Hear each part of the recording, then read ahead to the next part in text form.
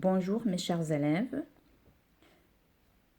Dans cette vidéo, je vous propose un exemple d'examen global concernant les trois unités 6, 7 et 8 du manuel Coquelicot CM1.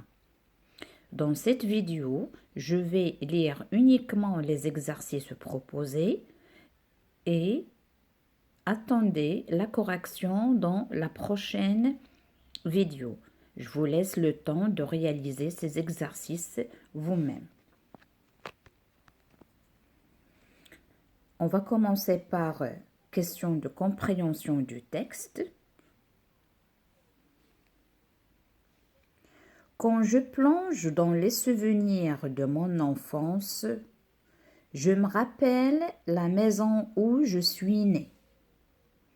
Je vois ses tuiles rouges, sa cheminée carrée, ses fenêtres couleur d'herbe du printemps et ses murs de pierre blanche. Chut, cette porte s'ouvre. Laissez-moi entrer chez nous. Bonjour, chambre de papa et de maman. Oh, voilà le berceau où chacun de nous, frères et sœurs, avons pleuré, chanté et dormi chacun à son tour. Baptiste Bonnet, vie d'enfant.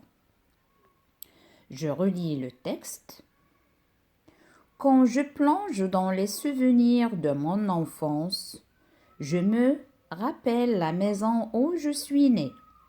Je vois ses tuiles rouges, sa cheminée carrée, ses fenêtres couleur d'herbe du printemps et ses murs de pierre blanche. Chut, cette porte s'ouvre. Laissez-moi entrer chez nous. Bonjour aux chambres de papa et de maman. Oh, voilà le berceau de chacun de nous, frères et sœurs, avons pleuré, chanté et dormi chacun à son tour. Baptiste Bonnet, vie d'enfant.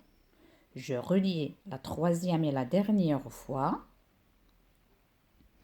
Quand je plonge dans les souvenirs de mon enfance, je me rappelle la maison où je suis née. Je vois ses tuiles rouges, sa cheminée carrée, ses fenêtres couleur d'herbe du printemps et ses murs de pierre blanche. Chut, cette porte s'ouvre. Laissez-moi entrer chez nous. Bonjour, chambre de papa et de maman. Oh, voilà le berceau où chacun de nos frères et sœurs avons pleuré, chanté et dormi chacun à son tour. Baptiste Bonnet, vie d'enfant. Pour les questions de compréhension, la première question, qui est l'auteur du texte? Deuxièmement, de quelle œuvre est extrait ce texte? Mets une croix devant la bonne réponse. Est-ce qu'il s'agit vie d'enfant ou bien l'enfant et la rivière? Troisième question, quel est le type de ce texte? Coche la bonne réponse. Est-ce qu'il est descriptif? Est-ce qu'il est narratif ou bien informatif? Descriptif, c'est-à-dire est-ce qu'il donne des descriptions? Est-ce qu'elle décrit le lieu? Ou bien narratif, il nous raconte quelque chose du passé? Ou bien informatif, c'est-à-dire explicatif, c'est-à-dire il donne des informations sur quelque chose. Quatrième question. De quoi se rappelle l'auteur dans ce texte? La dernière question. De quelle couleur sont les fenêtres de cette maison? Est-ce qu'elles sont blanches, roses ou vertes? Maintenant, on va passer aux activités de langue, commençons par la grammaire. Premièrement, entoure le verbe d'état, puis souligne l'adjectif attribut. Melek est contente de ses résultats. Le taureau semblait gentil. Alors là, vous avez deux phrases. Souligner l'adjectif attribut et entourer le verbe d'état. Deuxième question. Complète chaque proposition relative par le pronom relatif qui convient. C'est-à-dire, vous allez mettre soit qui ou bien que comme pronom relatif. La première phrase, je répare la jupe, j'ai déchiré. C'est à vous de savoir qu'est-ce que vous allez mettre. Est-ce que qui ou bien que. La deuxième phrase, j'aime beaucoup les oiseaux, ont de larges ailes. Troisième question, souligne le complément d'objet direct, puis indique leur classe grammaticale. La première phrase, il cultive des carottes. Il aime manger. Je les attends très bien. J'appelle Mounir. Alors, dans ces 4 phrases, vous allez souligner le complément d'objet direct, puis vous allez relier par sa nature grammaticale. C'est-à-dire le C ou D que vous allez souligner dans ces phrases, vous allez les relier. Est-ce qu'il s'agit d'un nom propre ou bien d'un pronom complément ou bien d'un verbe à l'infinitif ou bien d'un groupe nominal? C'est bon? Je passe à la question numéro 4. Encadre le complément d'objet indirect dans les phrases suivantes. Vous allez encadrer le COI. Il joue au ballon. Il parle de son projet.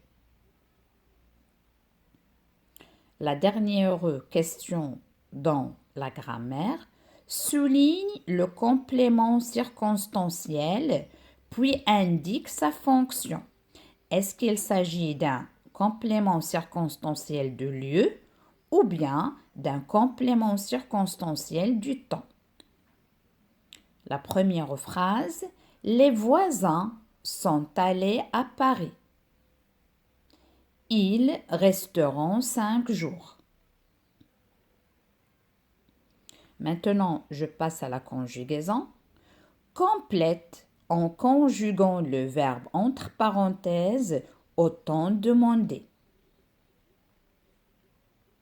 Alors, dans ces 3 unités, on a vu le futur simple et l'imparfait et l'utilisation de l'imparfait avec le passé composé.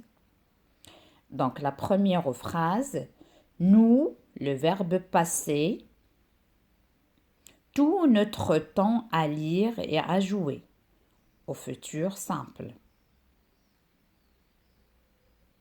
Alors, surtout dans ces leçons, on a vu les verbes du premier et du deuxième groupe, à l'imparfait et au futur simple.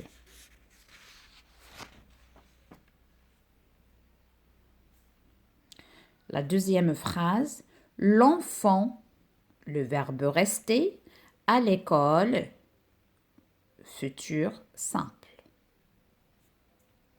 Elle, avec S, la troisième personne du pluriel, le verbe finir, leur devoir demain matin, au futur simple. Nous, le verbe copier, la poésie, à l'imparfait. Tu, le verbe ranger, tes crayons, à l'imparfait. Je, le verbe placer, le dessert au réfrigérateur, à l'imparfait. Donc, Chacun de ces verbes, vous allez le conjuguer au temps demandé, bien sûr, en respectant le pronom personnel utilisé. Je passe à la question numéro 2. Classe ces formes verbales dans la bonne colonne. Alors, vous avez une série de verbes conjugués. Elle placé, nous avons placé, il placera, ils plieront, j'ai plié, vous pliez. Alors, ces formes du verbe conjugué, vous allez les placer à chaque colonne. Ici, vous avez le verbe, s'il est conjugué au passé composé, vous allez le mettre dans cette colonne. Le verbe à l'imparfait, verbe futur simple, et après avoir remplir les colonnes, vous allez donner l'infinitif de chacun de ces verbes. Alors, à titre indicatif, il s'agit de 2 verbes ici. Il y en a uniquement 2 verbes. Donc, le premier verbe, vous allez le mettre dans la première ligne. Le deuxième verbe, vous allez le mettre dans la deuxième ligne. Et à la fin, vous allez donner l'infinitif de chacun. C'est bon? Alors maintenant, on passe à l'orthographe. Complète par le son I qui convient. La nuit, la brebis dort à la bergerie. Alors, c'est à vous de mettre la forme du son I, c'est-à-dire l'orthographe, comment on orthographie le son I dans ces 3 mots. Je n'ai pas donné beaucoup, uniquement 3. On se rappelle des leçons, bien sûr. Deuxième question, classe ces mots dans la bonne colonne. Alors ici, on a le son aïe, œil, ouille, d'accord. Alors on a le mot sommeil, portefeuille, ratatouille, abeille, millefeuille, travail. Alors ces mots, vous allez les classer dans 2 colonnes. Est-ce qu'il s'agit d'un nom masculin, c'est-à-dire on peut mettre un devant, ou bien est-ce qu'il s'agit d'un mot féminin, on peut mettre une devant. Mais ce n'est pas la peine d'écrire ni un ni une, mais uniquement pour vous simplifier la compréhension de l'exercice. Je l'ai mis. Alors, vous n'avez qu'à classer ces mots dans ces 2 colonnes. Est-ce qu'il s'agit d'un nom masculin ou bien d'un nom féminin? C'est tout. Je passe à l'exercice numéro 3. Complète par I avec IL, un seul L, ou bien I avec I2LE. Et vous connaissez la règle. L'écureuil se cache sous les feuilles. Je répète la première phrase. L'écureuil se cache sous les feuilles. Deuxième phrase. Se réveille, me casse les oreilles. Se réveille, me casse les oreilles. C'est un sens figuré. Alors, je passe à la 4e question d'orthographe. Complète avec le son et. Et vous connaissez la graphie du son et. La sorcière rêve de devenir la reine. Elle grimpe sur son balai et faire un tour de la ville. Je répète, c'est une longue phrase, ou bien 2 phrases plutôt. La sorcière rêve de devenir la reine. Elle grimpe sur son balai et faire un tour de la ville. Maintenant, je passe au lexique. Voici les verbes. Ajoute des suffixes pour former des noms. Alors, vous connaissez les suffixes, on les place à la fin et vous allez former des noms à partir de ces verbes, en ajoutant bien sûr un suffixe pour chaque verbe. Laver, lancer, tricher, transformer. Alors, il y en a des verbes qui peuvent avoir plusieurs choix, hein. Il y en a deux ou bien trois pour chaque verbe. Mais ce n'est pas tout, mais quand même, hein. L'essentiel, c'est de mettre un nom qu'on peut trouver dans le dictionnaire, hein. Réfléchissez avant de répondre et vous allez dire est-ce qu'il peut exister ou bien non, parce qu'il y en a plusieurs possibilités. Maintenant, la deuxième question, forme des couples de synonymes. Alors ici, je vous donne une série de mots en désordre. C'est à vous de les classer en 4 synonymes. Alors je vais lire les mots bouquin, vacarme, casser, fouiller, bruit, briser, livre, chercher. Je répète, bouquin, vacarme, casser, fouiller, bruit, briser, livre, chercher. Alors vous allez les associer deux par deux pour former deux synonymes. Je passe à la question numéro 3 et la dernière. Alors ici, il y a une erreur de frappe. Donc normalement, c'est la question 3 et non 2. Alors 3, remplace le verbe faire par un synonyme de la liste suivante. Alors on a le verbe faire, il prend plusieurs significations selon le contexte où il se trouve. Donc il peut prendre la valeur ou bien le synonyme comme synonyme écrire, ou bien construire, ou bien prendre, ou bien mesurer. Alors ici, vous avez faire une maison, faire un poème, faire des photos, faire 20 mètres. Alors c'est à vous de choisir lequel de ces mots vous allez le remplacer. C'est-à-dire que vous allez remplacer le verbe faire par un de ces verbes.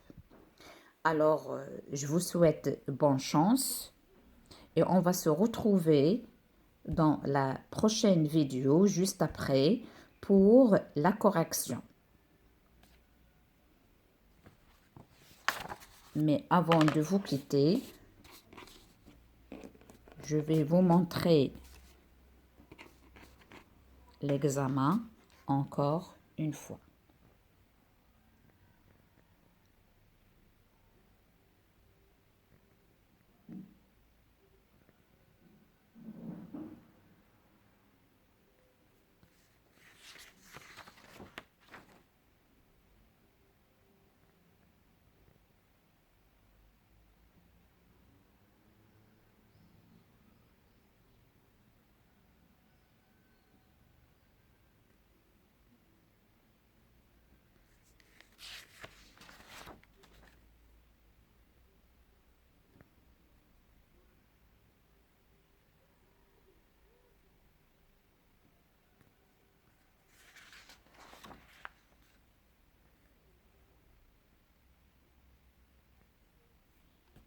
À bientôt.